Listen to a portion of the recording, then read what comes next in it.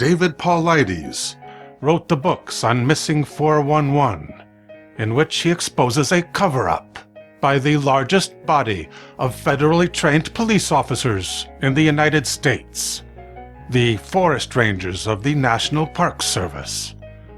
They're covering up abnormally high numbers of disappearances in our national parks. Thousands of people go missing every year under circumstances that defy logic.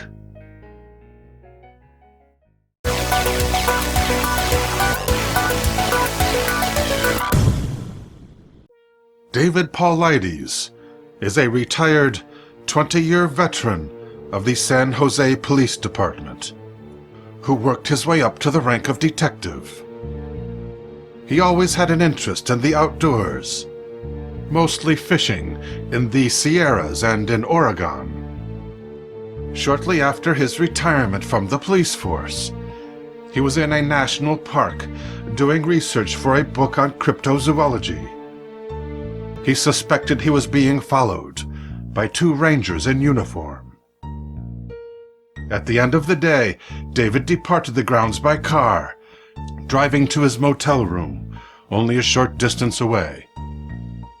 Soon there was a knock on his door. It was one of the rangers who had been following him.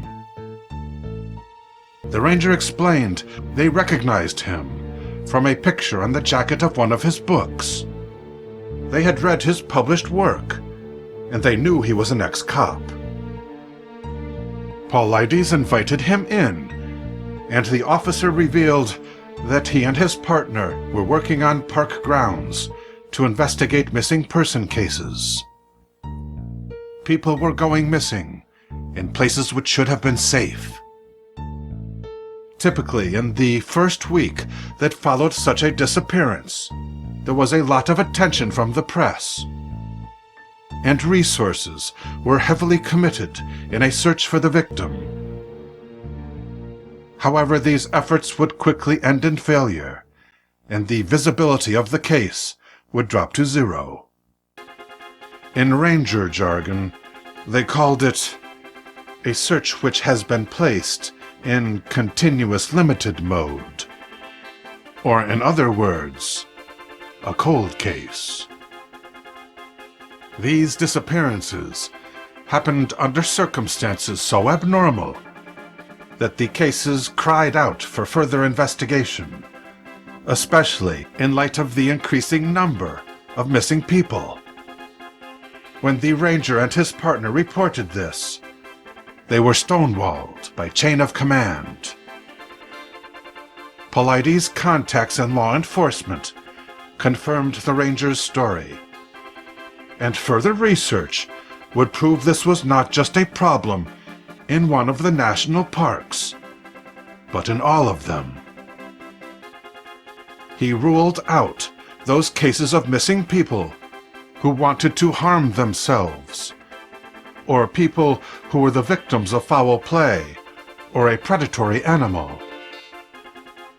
He looked into only unusual situations, where bloodhounds were unable to pick up a scent, where expert trackers could not find any sign of a trail, such as the case of the 2-year-old girl who was found alive 12 miles away from where she had gone missing the previous day.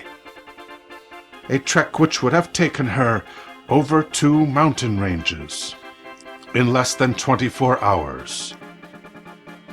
Because of her tender age, she was unable to provide any details of her ordeal.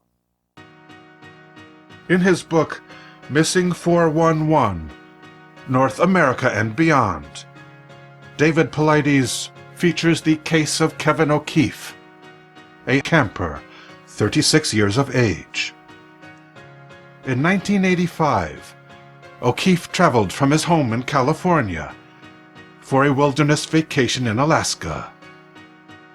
Arriving at Glacier Bay National Park, he first took a class on how to thrive in the Alaskan wilderness. A seaplane dropped him off alone near Wolf Point, where he set up camp on September 22nd. 2 weeks later, a National Park ranger was patrolling by boat at Wolf Point. He wanted to check in with O'Keefe, who was due to be picked up in a few days. The ranger found Kevin's campsite in disarray and apparently abandoned. More rangers were called in, and with the help of search dogs, 1/2 mile from Kevin's camp, they found his hat and boots. The campsite still had everything O'Keefe would have needed to survive, including food and fresh water. To David Paulides, it appeared obvious that the camper might have been found inland of the point where the boots were located, but the park rangers did not search further inland. Paulides would like to know why.